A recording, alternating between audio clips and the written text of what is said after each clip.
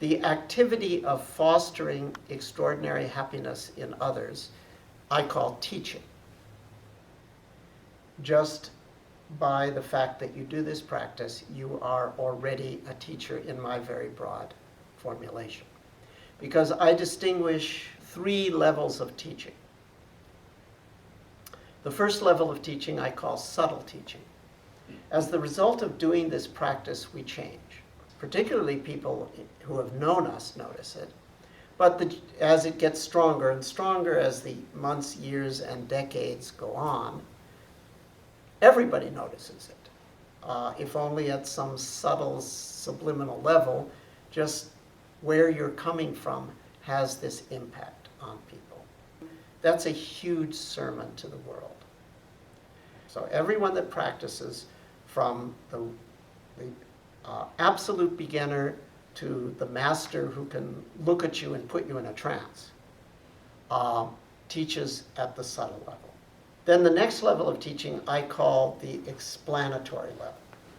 Somebody asks you a question about what you do, and you can give a coherent description of what you do. Sanditiko Dhammo. That means that the Dharma is crystal clear. Somebody hearing a clear description, a model of this practice may think, ooh, that sounds desirable. Even if you're not trying to convince them it is desirable.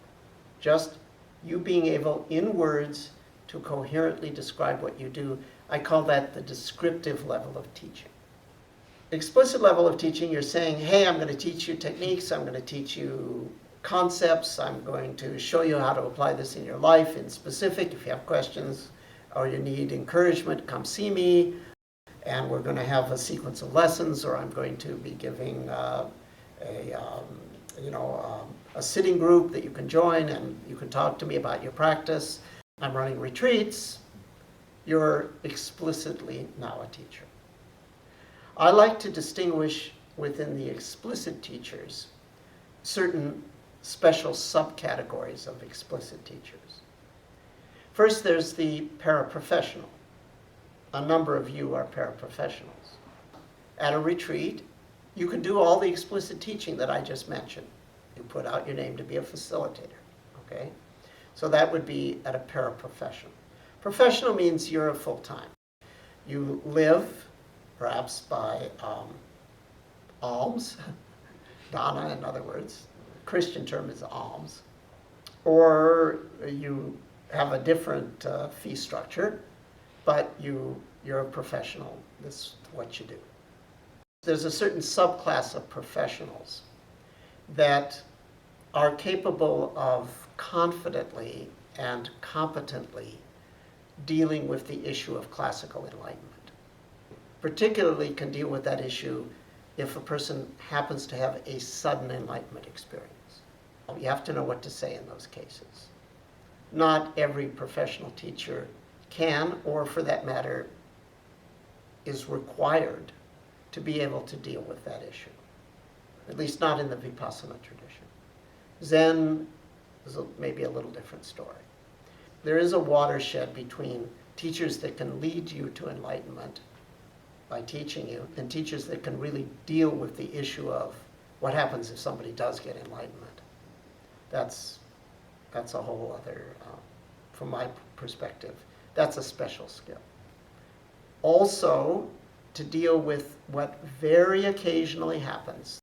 Doesn't happen often, it's only happened a few times in my many decades career, but there can sometimes be a thing where people get a sort of enlightenment experience that has a mixture of pathology with it.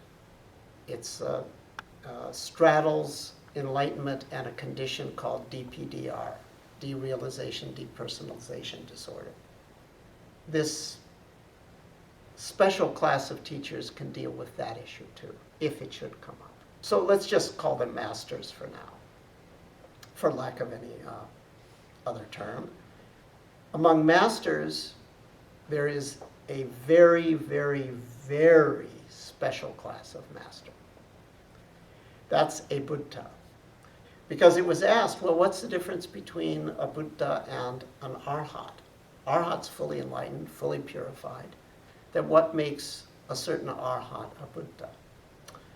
And the answer is where there was no path, he discovered a path and made it available to the world. That's the traditional formulation. And I'd modify that a little bit. I would say a single Buddha is a master who discovers something new and important about enlightenment.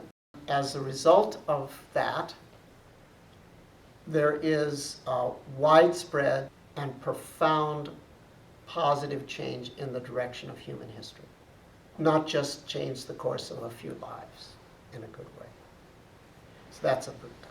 I'm not at all sure that the next Buddha will be one person. The next Buddha may be a team of enlightened scientists, for example. If we think of Buddha as meaning discover something that has not been known in the past and that is deep enough and powerful enough to change the course of human history, that might turn out to be a team effort. Might. Who can say?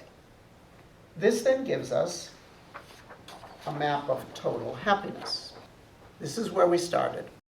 Ordinary happiness for yourself. Then we talked about extraordinary happiness for yourself.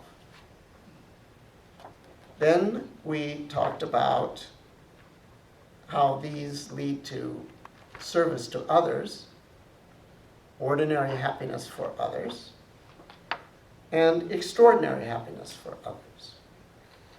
Under extraordinary happiness for others, I mentioned teaching. There's one other category, and that is supporting teaching. That's dana, right? The dana, the teacher dana. When you support teachers, you support their efforts to bring extraordinary happiness to others.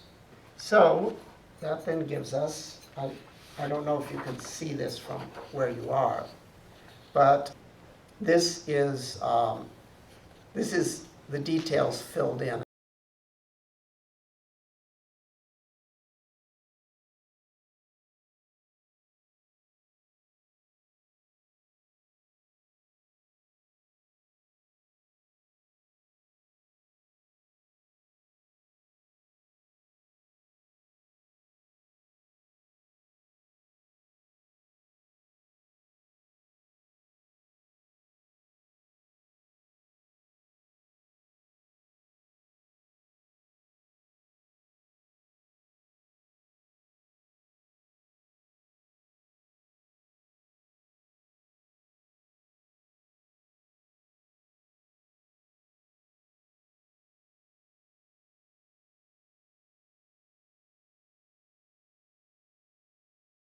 So now we know, at least by one way of looking at things, what mindful awareness is. We know that it is cultivatable to any degree. And we also now have an idea of a lot of very wonderful things that can result from mindful awareness, things that mindful awareness fosters, looked upon under the simple concept of total happiness.